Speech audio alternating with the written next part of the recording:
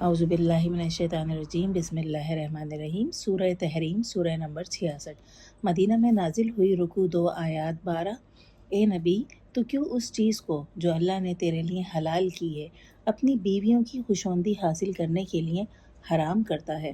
اور اللہ بخشنے والا رحم کرنے والا ہے۔ اللہ نے تم پر قسموں کو کھولنے کا کفارہ مقرر کر دیا ہے، اور اللہ ہی تمہارا مولا ہے، اور وہ علم والا دانا ہے۔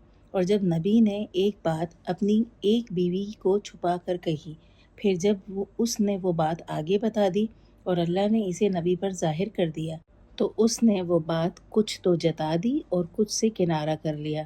ہاں، جب اس نے اسے وہ بات بتائی تو وہ کہنے لگی، تجھے یہ کس نے بتائی ہے؟ اس نے کہا، مجھے اس علم والے خبردار نے بتائی ہے۔ اگر تم دونوں اللہ کے حضور توبہ کرو کہ تمہارے دل جھک گئے ہیں، اور اگر تم اس کے خلاف کرو گی تو اللہ، جبرائیل اور نیکوکار مومن اس کے رفیق ہیں، اور اس کے بعد فرشتے بھی اس کے مددگار ہیں۔ اگر وہ تمہیں طلاق دے دے تو ممکن ہے کہ اس کا رب اسے تمہاری جگہ تم سے بہتر بیویاں بدل کر دے دے۔ متی، مومن، فرمانبردار، توبہ کرنے والیاں، عبادت کرنے والیاں، سفر کرنے والیاں، بیوہ اور کنواریاں۔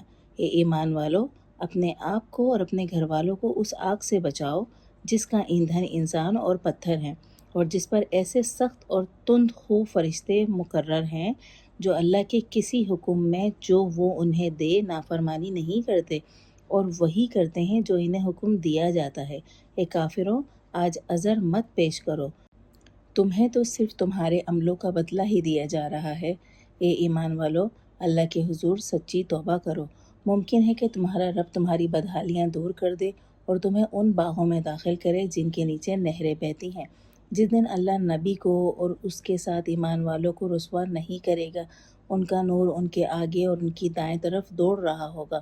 وہ کہہ رہے ہوں گے، اے ہمارے رب، ہمارا نور ہمارے لیے پورا کر اور ہمیں بخش دے کہ تو ہر چیز پر قادر ہے۔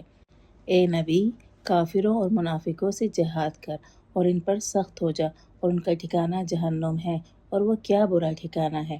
اللہ کافروں کے لیے نوح کی بیوی اور لوط کی بیوی کی مثال بیان کرتا ہے۔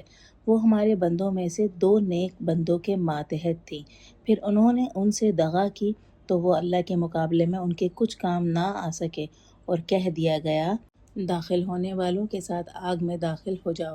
اور اللہ ایمان والوں کے لیے فرعون کی بیوی کی مثال دیتا ہے، جب اس نے کہا، میرے رب، میرے لیے اپنے ہاں جنت میں گھر بنا اور مجھے فرعون اور اس کے عمل سے نجات دلا، اور مجھے ظالم قوم سے نجات دلا۔